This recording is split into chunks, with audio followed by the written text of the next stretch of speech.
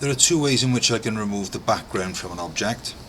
The first way is by using the magic wand tool, which is the easiest, providing that you've got a white background. Okay, so if I use the magic wand tool, which is over here, okay, and I select my white background, you can see that it selects everything that's white.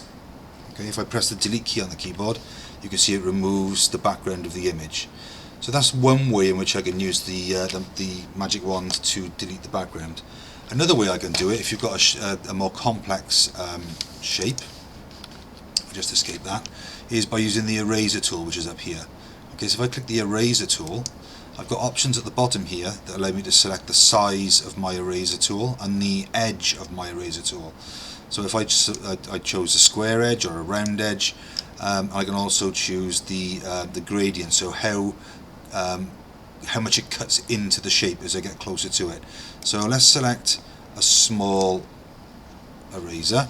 So I've selected a small eraser, and you should be able to see on my screen, if I can find my mouse, there it is.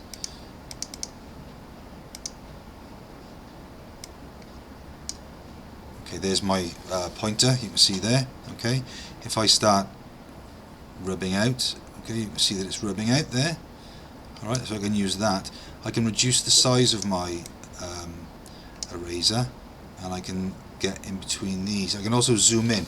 So if I press Control and use the thumb wheel on the mouse, I can zoom in and I can cut across there like that. Okay, so that's how we can use the eraser tool and the magic wand tool to remove the backgrounds of an image.